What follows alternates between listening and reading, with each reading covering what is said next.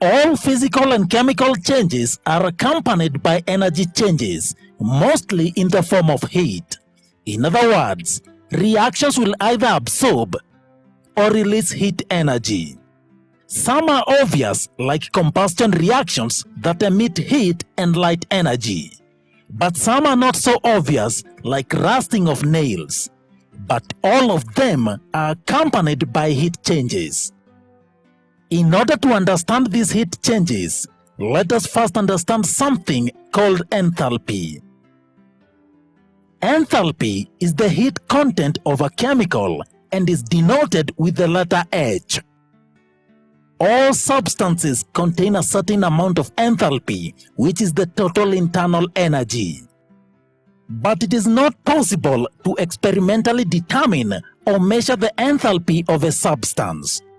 We can, however, measure a change in enthalpy, that is heat content, because it will always result in temperature change. For instance, this is coal, a form of impure carbon. This coal contains a certain amount of enthalpy, which we don't know. But if we burn this coal, some of that energy is converted to heat energy, which we can feel because the temperature of the surroundings will increase. Eventually, we get carbon dioxide and some unburnt materials. These unburnt materials and carbon dioxide also possess their individual enthalpies, which is part of the enthalpy of the original coal. The total enthalpy of the products is less than that of the unburnt coal. So where did the other energy go? It was released in the form of heat. This is the enthalpy that we can measure because it will result in temperature change. And so enthalpy of the product minus the enthalpy of the reactants is equal to the enthalpy change. In this case, the enthalpy of the products is less than that of the reactants, and therefore the enthalpy change is a negative. In certain reactions, the enthalpy of the products is greater than that of the reactants, and therefore the enthalpy change is a positive. In this chapter, we shall be mostly interested in the enthalpy change rather than the absolute enthalpy itself. Based on whether the enthalpy change is a negative or a positive, reactions and processes are classified as either endothermic or exothermic. Now, we already know that even though energy can change form, it still follows one fundamental law. Energy cannot be created nor destroyed. It can only be changed from one form to another. This is the law of conservation of energy. In other words, the entire energy of the universe is conserved.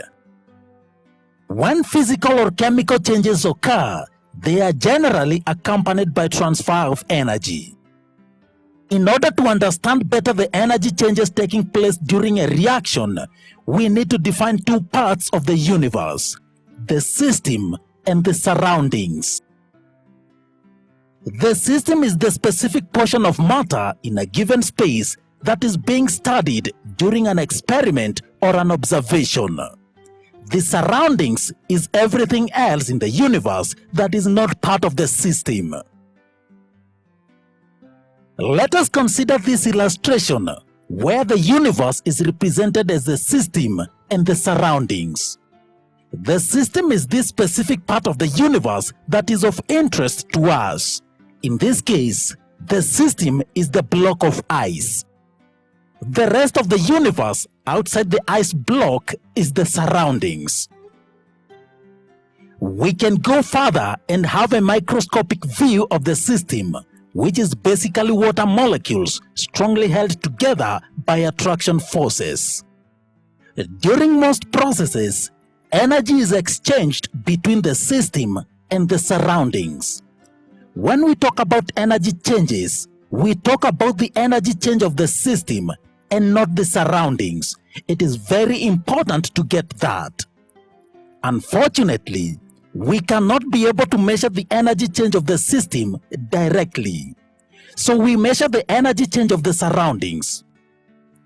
And because energy is neither created nor destroyed, then the energy change of the surroundings is equal to the energy change of the system.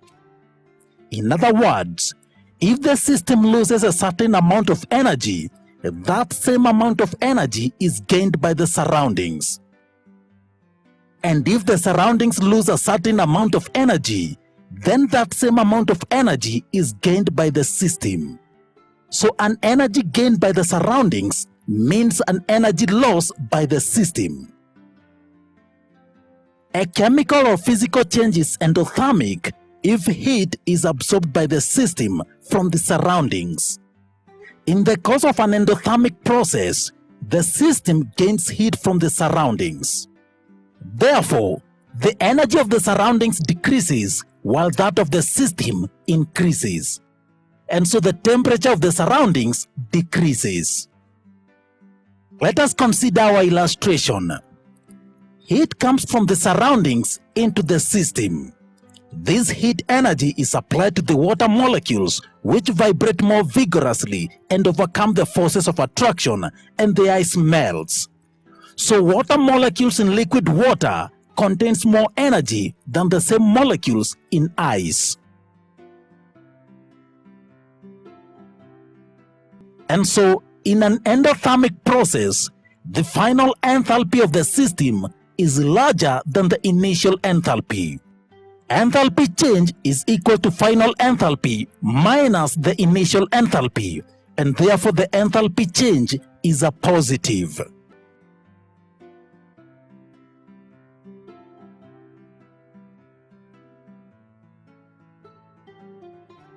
On the other hand, a chemical or physical process is exothermic if heat is released by the system into the surroundings.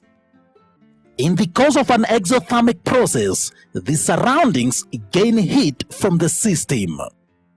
Therefore, the energy of the surroundings increases while that of the system decreases, and so the temperature of the surroundings increases. Let us again consider our illustration, this time the reverse process, that is freezing. During freezing, the water molecules lose their kinetic energy and move less vigorously. This energy is lost into the surroundings in the form of heat. As more and more energy is lost from the system, the water molecules slow down so that stronger attraction forces build and the water freezes.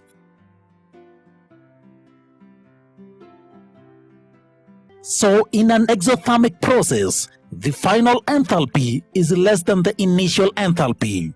So enthalpy change is equal to final enthalpy minus the initial enthalpy. So the enthalpy change is a negative. We can represent these processes using energy level diagrams.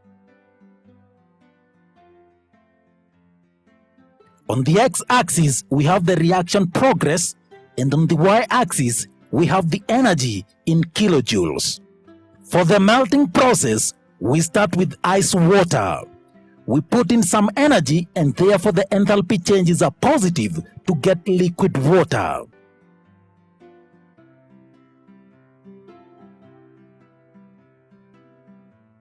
The freezing process is an exothermic one. As you can see, the liquid water possesses a higher energy compared to the solid ice. So the enthalpy change is a negative. And so, is combustion an endothermic or exothermic process? It is exothermic because heat is being released into the surroundings. So enthalpy change for a combustion reaction is also a negative. If the reactants and products are in solution form, then the surroundings is the liquid medium, mostly water.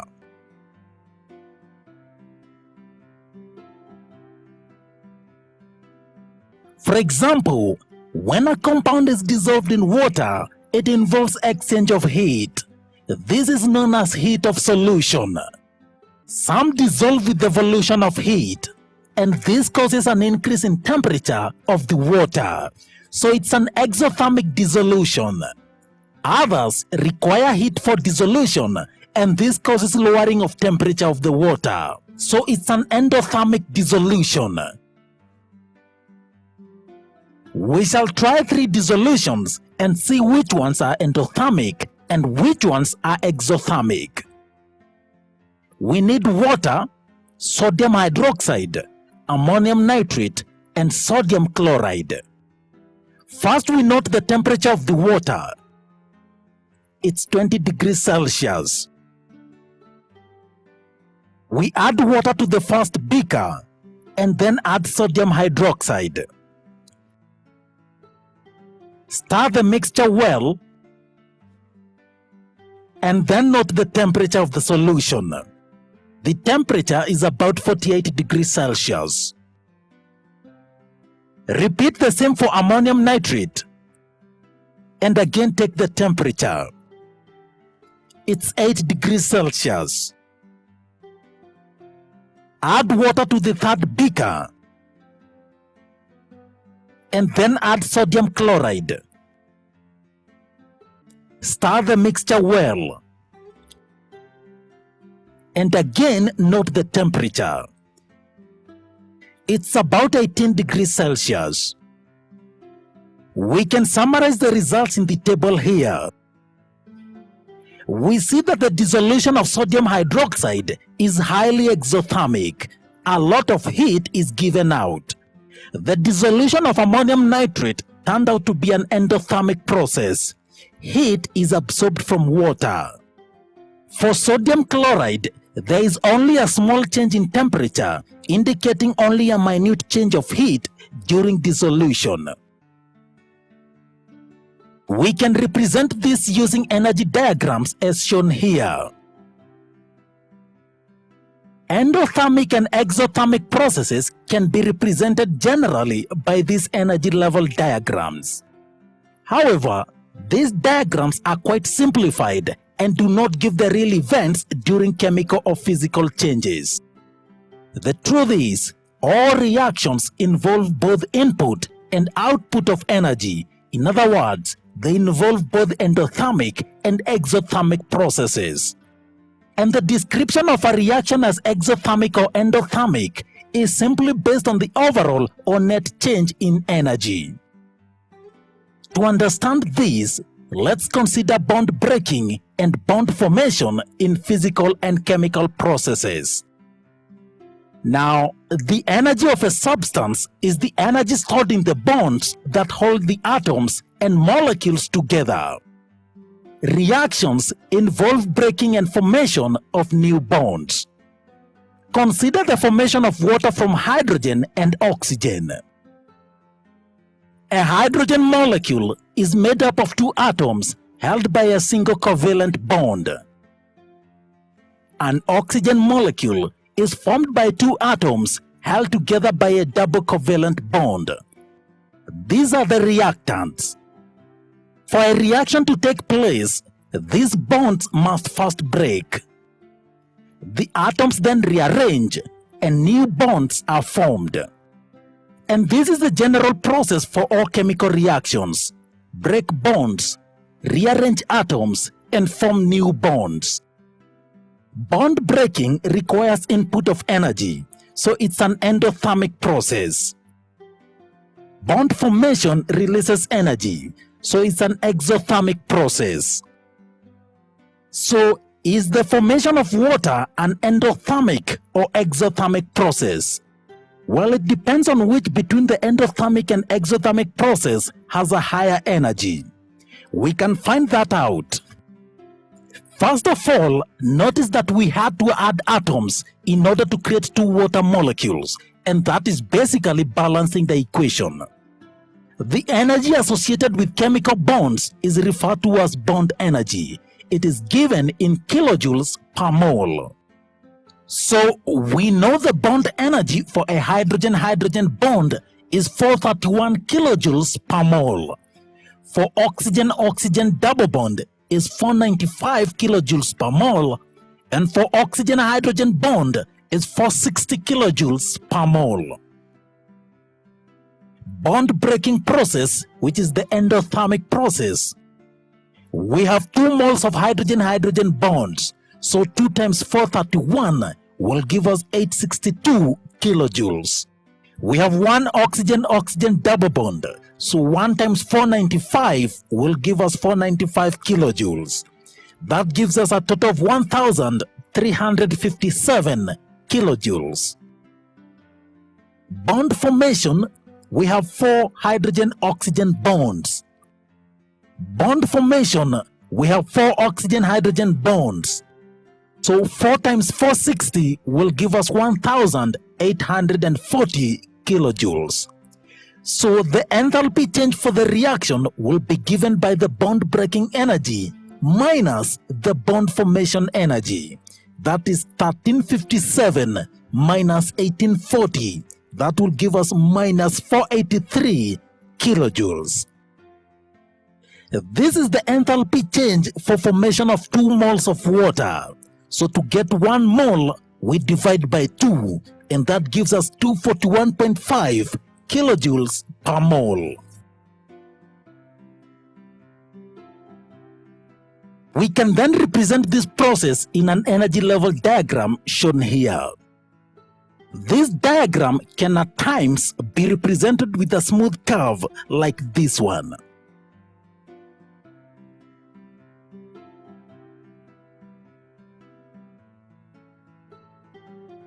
Now, most reactions require application of some energy in order to start them. This initial energy is called activation energy. For instance, methane and oxygen mixed together in a container do not react. A spark provides the activation energy to break the oxygen-oxygen and carbon-hydrogen bonds, and new bonds are formed. If you put that in an energy level diagram, at first, methane and oxygen are mixed together, but there is no reaction. A spark provides that activation energy. Bonds break and new bonds form in a reaction that releases energy. We can therefore say that the activation energy is equal to the sum of the bond energies of the reactants. We shall talk more about activation energy in the next chapter. Meanwhile, let us take an example.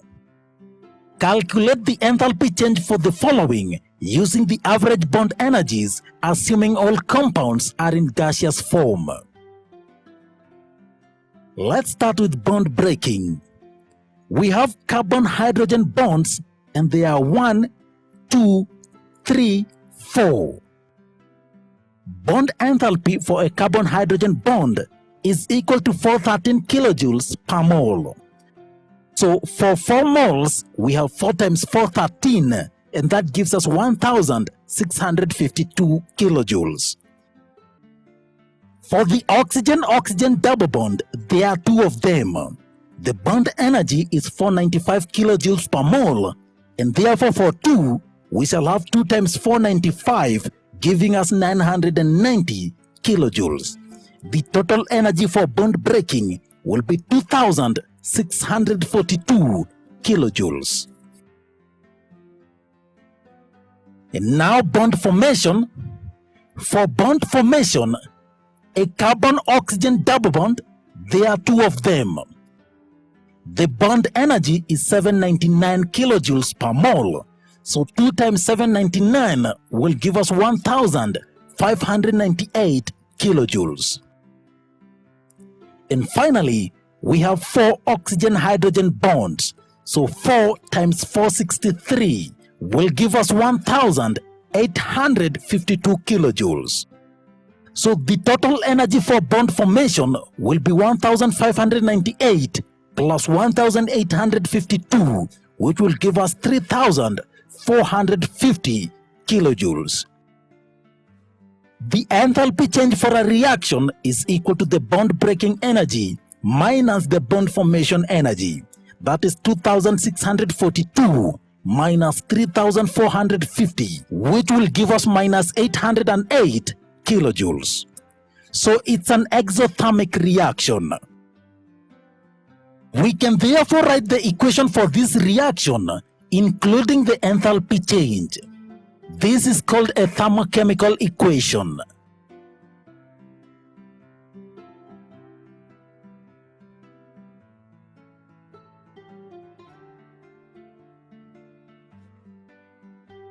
And so in general, we have seen that endothermic reactions occur with absorption of heat from the surrounding medium. This is shown by a decrease in temperature of the surroundings. Examples of endothermic processes include electrolysis, reaction of sodium carbonate with ethanoic acid, and photosynthesis. In an endothermic process, the energy of the products is larger than that of the reactants. The difference is equal to the energy absorbed. Enthalpy change is therefore a positive. Exothermic reactions occur with evolution of heat into the surrounding medium. This is shown by an increase in temperature of the surroundings. Examples of endothermic reactions include acid-alkali neutralization, reaction of calcium oxide and water, and respiration. In an exothermic process, the energy of the products is less than that of the reactants. The difference is equal to the energy released. Enthalpy change is therefore a negative.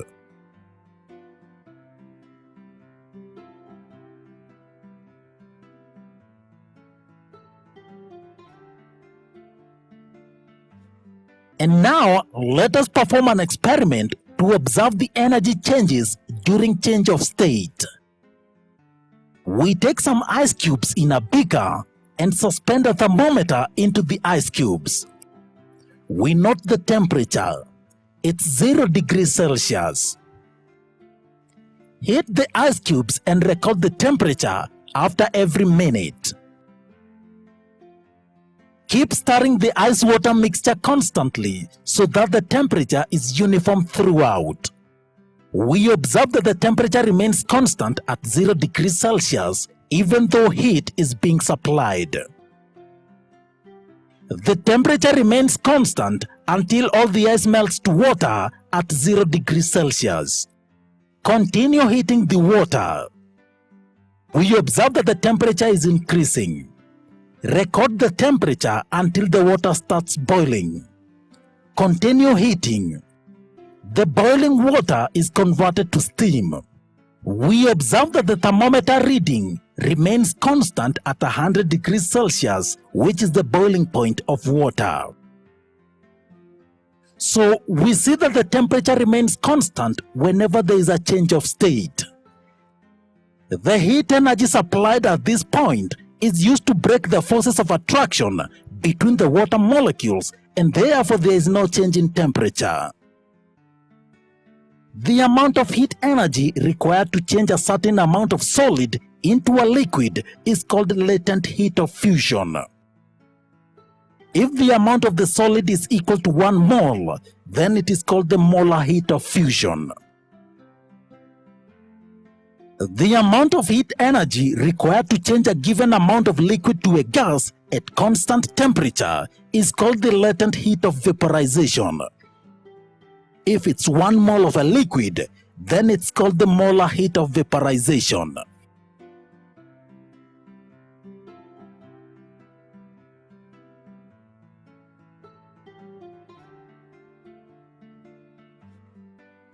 Next, we look at determination of enthalpy changes. We can be able to calculate the enthalpy changes for virtually all the types of reactions. We only need to know the mass of the substances and the temperature change. And then, enthalpy change is calculated as enthalpy change is equal to mass of the solution times the specific heat capacity times the temperature change. Let's start with molar heat of neutralization. This is the enthalpy change that occurs when an acid and an alkali react to produce 1 mole of water. We take 50 cubic centimeters of 2 molar hydrochloric acid and note its temperature. It's 20 degrees Celsius. Then we add 50 cubic centimeters of 2 molar sodium hydroxide. We notice that the temperature is rising, so it's an exothermic reaction. Note the new temperature and calculate the temperature change. So let's say when 50 cubic centimeters of 2 molar sodium hydroxide reacts with 50 cubic centimeters of 2 molar hydrochloric acid, a temperature change of 13.5 degrees Celsius is observed. Now, the temperature is measured in Kelvin, but a change in temperature will have the same value on the Kelvin and on the Celsius scale. So delta T will still be equal to 13.5 Kelvin. We can do it practically so that you can believe. The initial temperature is 20 degrees Celsius. On the Kelvin scale, it will be 293 Kelvin. Final temperature is 33.5 degrees Celsius. That is equal to 306.5 Kelvin. So change in temperature on the Celsius scale is 33.5 minus 20, which is 13.5.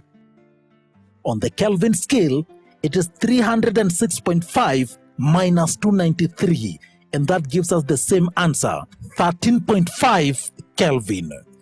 So you see, you don't need to keep converting. Change in temperature is the same value on the Celsius and Kelvin scale. This is the equation for the reaction. The specific heat capacity of water is 4.2 kilojoules per kilogram per Kelvin. And so enthalpy change is equal to mc delta T. We start with the mass of water. The total volume is 50 plus 50, which is equal to 100 cubic centimeters.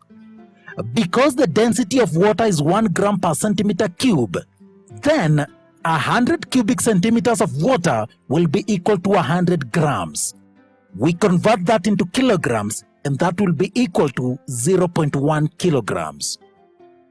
So enthalpy change is equal to 0.1 times 4.2 times 13.5. That gives us 5.67 kilojoules.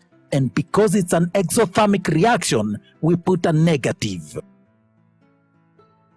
This is the energy change that occurred during the reaction. But the term molar means per mole or for 1 mole. So how many moles of water were formed? We write the ionic equation.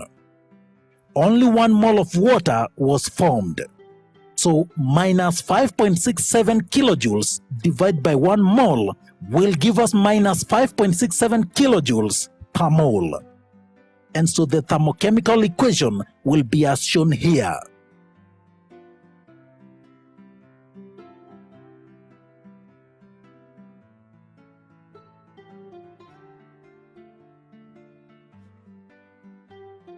Next, we look at the molar heat of solution. We saw that when salts dissolved in water, a change in temperature occurred. We can calculate the molar heat of solution for ammonium nitrate. Let's say 4 grams of ammonium nitrate dissolved in 50 cubic centimeters of water. Temperature dropped from 20 degrees Celsius to 8 degrees Celsius. Enthalpy change is given by mc delta T. We start with mass. Volume of water is equal to 50 cubic centimeters. Density of water is 1 gram per cubic centimeters. Mass is equal to density times volume, so that gives us 1 gram per cubic centimeters times 50 cubic centimeters, and that gives us 50 grams. That is equivalent to 0.05 kilograms.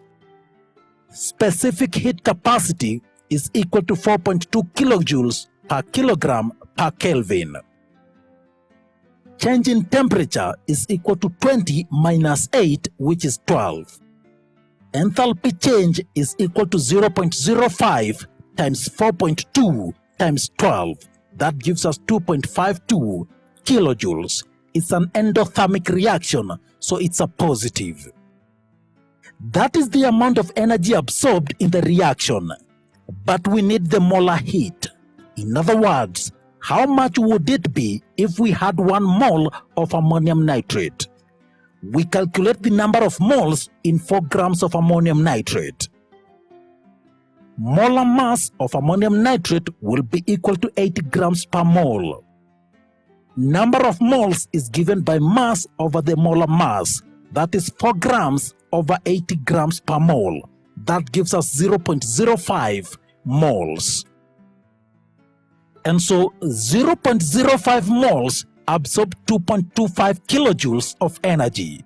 How about 1 mole? So 1 mole over 0.05 moles times 2.52 kilojoules, and that gives us 45 kilojoules. So the thermochemical equation is shown here.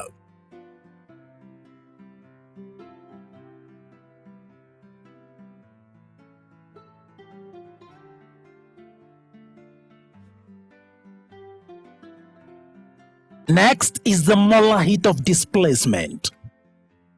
Now, we know that a more reactive element will displace a less reactive one from the latter solution.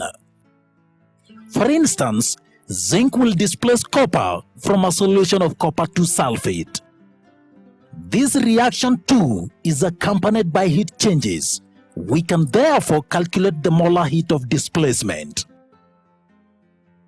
For example, when 4 grams of zinc powder was added to 100 cubic centimeters of copper 2 sulfate solution, the blue color faded away and the temperature of the solution rose from 21 degrees Celsius to 46 degrees Celsius. Calculate the molar heat of displacement of copper by zinc. Enthalpy change is given by mc delta T. Mass of the solution is taken as that of water. So 100 cubic centimeters is equal to 100 grams and is equal to 0.1 kilograms.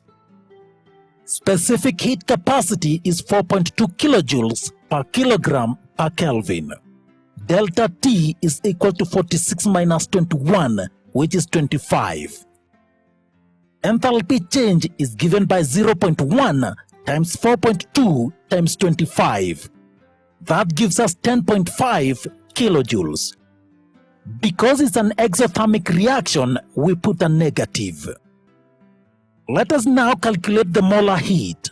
We calculate the number of moles of zinc that were used. We had 4 grams. Molar mass of zinc is 65 grams per mole.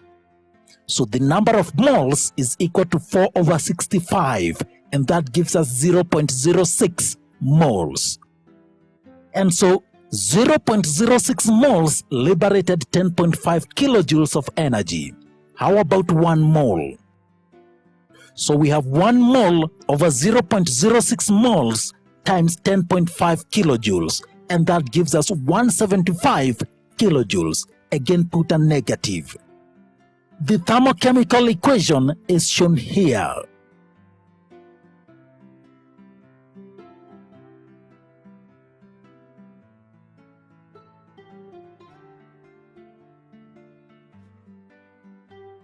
Now molar heat of combustion.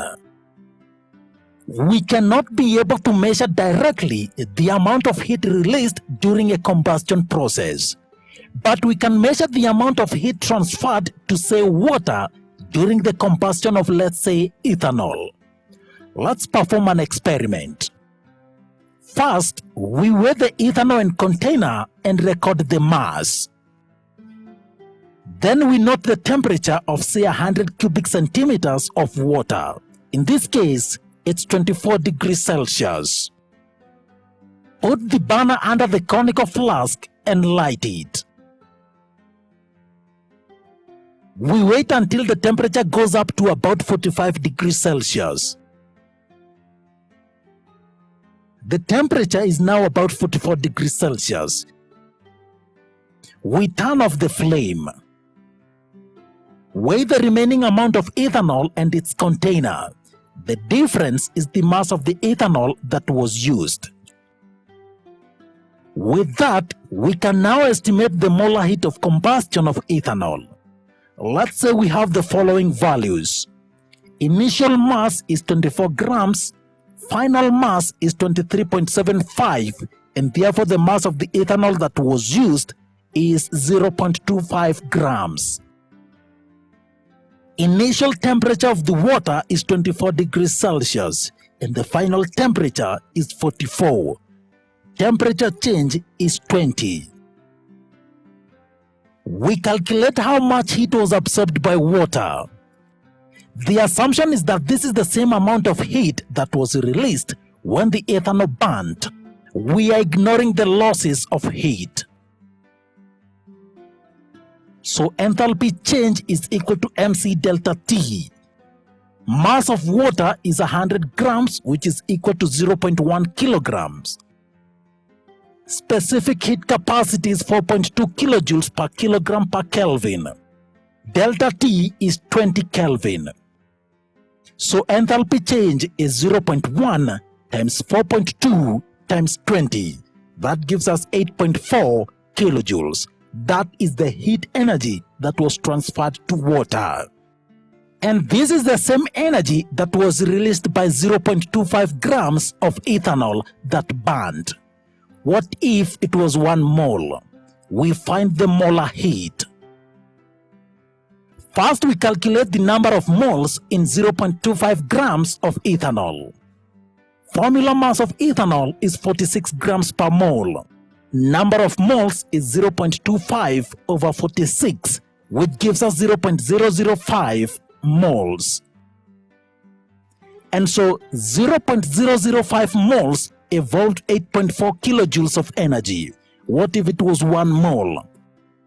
That is 1 mole over 0.005 moles times 8.4 kilojoules, and that gives us 1,680 kilojoules. Because this is the energy that was released by ethanol, and that this is an exothermic reaction, we put a negative. And this is the thermochemical equation.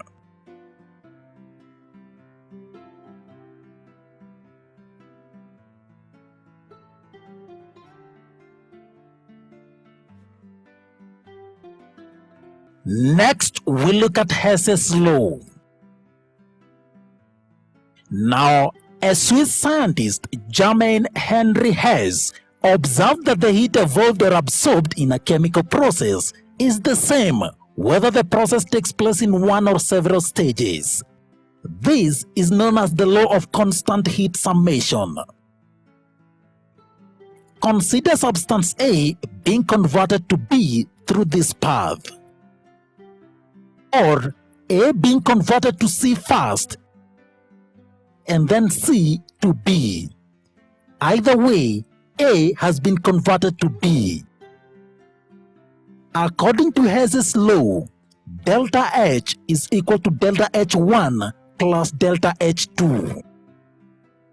Hess's law is simply a corollary of the law of conservation of energy. It implies that the enthalpy change of a reaction depends only on the state of the reactants and products, and not on the manner by which the change is brought about.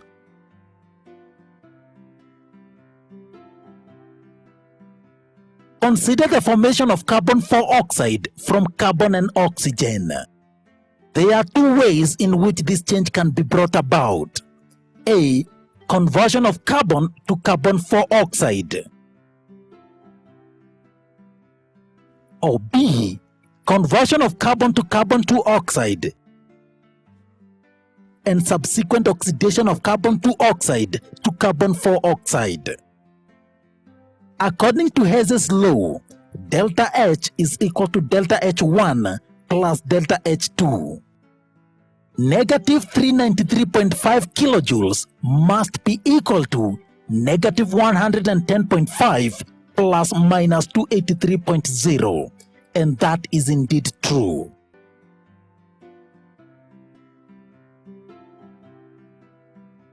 Hess's law can be used in determining the heats of formation of certain compounds which cannot be synthesized directly from their elements. These include methane, ethane, sulfur 6 oxide, and others.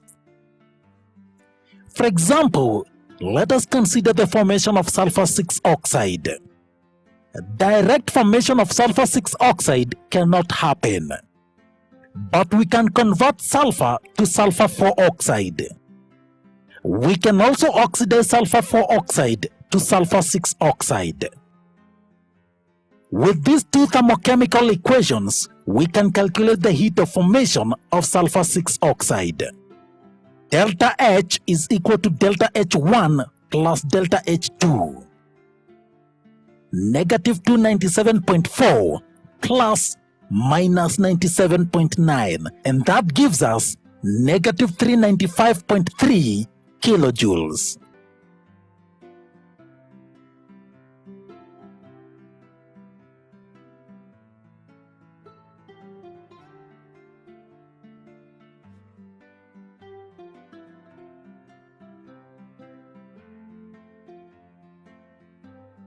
Now, consider the formation of methane. We cannot be able to measure the enthalpy of formation of methane. The theoretical formation of methane would be combination of carbon and hydrogen. However, if the reactants and products are burnt in oxygen, they will give us the same products. And therefore, we can be able to calculate the heat of formation of methane by considering the formation of water and carbon 4 oxide from the combustion of hydrogen and carbon given their heat of combustions as follows. The theoretical formation of methane from carbon and hydrogen would take this path. And then the combustion of methane in oxygen would produce carbon 4 oxide and water. Combustion of carbon in oxygen will produce carbon 4 oxide, and combustion of hydrogen in oxygen would produce water. So whether you follow this path or this path, you will end up with the same products, carbon 4 oxide and water. And therefore, the enthalpy changes must be the same, so we can calculate the unknown. Path 1, that is delta HF plus minus 890, must be equal to path 2, that is minus 93.3 plus 2 moles of hydrogen, so 2 times minus 286. So delta HF minus 890 is equal to minus 393 minus 572. Delta HF is equal to minus 393 minus 572 plus 890, and that gives us minus 75 kilojoules per mole.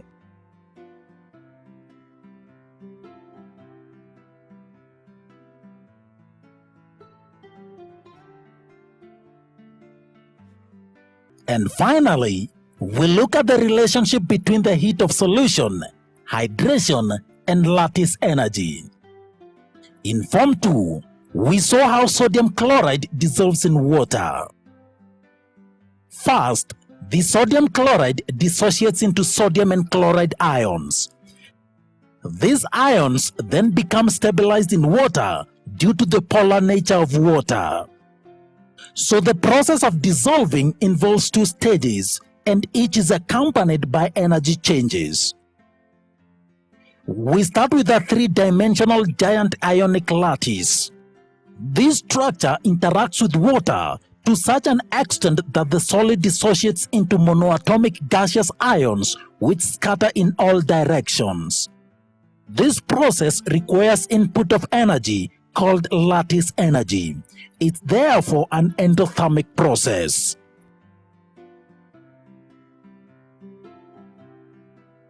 The sodium and chloride ions then get surrounded by several water molecules in a process called hydration that releases energy called hydration energy.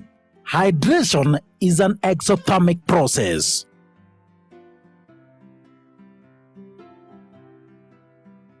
We can represent this in an energy cycle.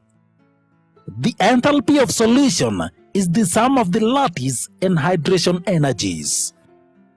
In this case of sodium chloride, the enthalpy of solution is given by 781, the lattice energy, plus minus 390, the hydration energy of sodium ions, plus minus 384, the hydration energy for chloride ions.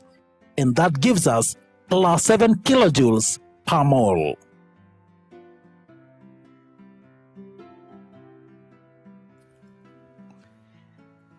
When experiments are carried out at a temperature of 25 degrees Celsius or 298 Kelvin and a pressure of 1 atmosphere, the values of enthalpy changes that are measured are called standard enthalpy changes. They are given the symbol delta H with a superscript theta. A subscript is also added to the symbol to indicate the type of enthalpy change involved